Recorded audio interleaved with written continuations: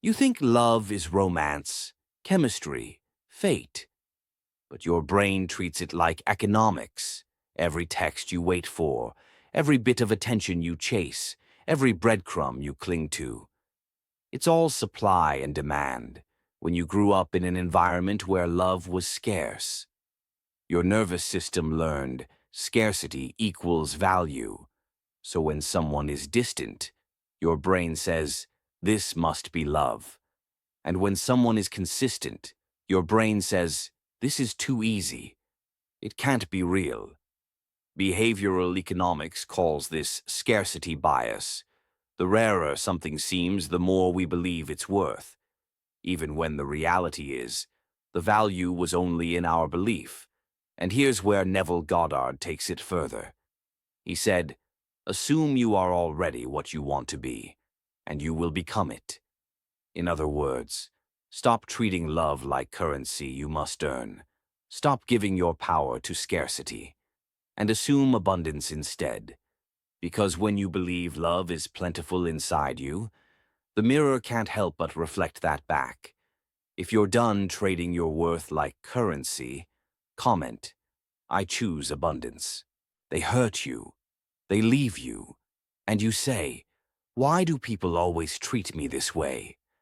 But Marcus Aurelius wrote, the soul becomes dyed with the color of its thoughts, meaning what you dwell on inside colors every experience outside.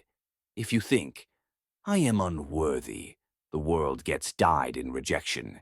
If you think, love must be earned, every partner becomes a test. That's stoicism, control of perception. And Neville said the same in different words. Everyone is you pushed out. The mirror isn't lying. It's just tinted with the colors of your thoughts. So what if you chose new colors? What if you assumed, I am enough as I am, and painted reality with that brush? If you're ready to stop living in a faded reflection, comment, I choose new colors. Why do safe partners feel boring, while the chaotic ones feel magnetic? Because your body remembers. Bessel van der Kolk said, the body keeps the score. If early love was unpredictable, your nervous system wired danger to mean home. So when someone brings calm, your body rejects it. When someone brings chaos, your body says, I know this. I've survived this before. Neville said, imagination creates reality. And here's the breakthrough. If you can imagine safety over and over, until your body feels it as familiar, you rewire the score. It's not about chasing excitement anymore. It's about teaching your nervous system that peace is safe. If you're ready to feel safety as love, comment, I choose calm. Scientists discovered something mind-blowing. The observer changes the experiment. Reality collapses to match expectation. In quantum physics, it's called the observer effect. What you expect becomes what you see. Neville Goddard said it before science proved it. Assume you are the person you wish to be, and you will become it. So when you expect betrayal, you find it. When you expect rejection, you live it.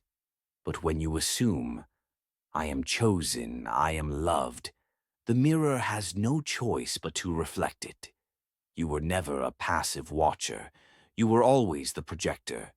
If you're ready to collapse reality into a new self, comment, I choose my vision. Across centuries, across cultures, mystics have been saying the same thing. Rumi said, what you seek is seeking you.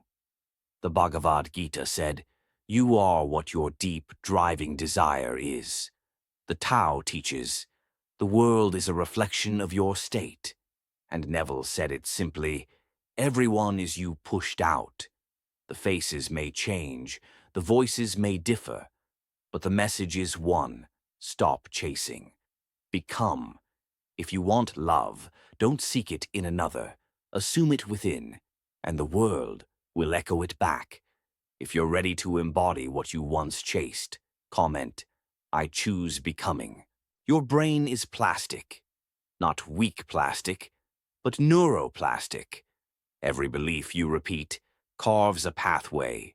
Every assumption you hold builds a highway. If you say, I'm unworthy, the brain strengthens that path until it feels automatic. If you say, love abandons me, your brain makes that the default route. Neville said the same in his way. Persist in the assumption until it hardens into fact. Neuroscience now proves it. Assumptions literally rewire your brain. So the question isn't, why does this always happen to me?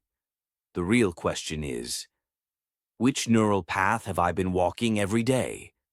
If you're ready to pave a new way, comment, I choose new pathways. Ever feel like you're stuck in the same love story?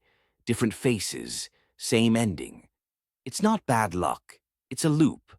Psychologists call it repetition compulsion. The mind replays old wounds, hoping to resolve them. So you keep meeting the same type of partner. Not because you like the pain, but because your subconscious is addicted to the pattern. Neville Goddard would say, an assumption, though false if persisted in, will harden into fact. That assumption is the loop, and until you imagine a new state, you'll keep circling the old one. So maybe the cycle isn't cursed, maybe it's waiting for you to step out of it. CTA, comment, I choose exit if you're ready to break the loop. Here's the truth nobody wants to face. It was never about them. It was always about you. Every ghosting, every betrayal, every heartbreak was not random. It was the mirror of your own assumptions. Anais Nin once wrote, we don't see things as they are, we see them as we are. And Neville Goddard echoed it.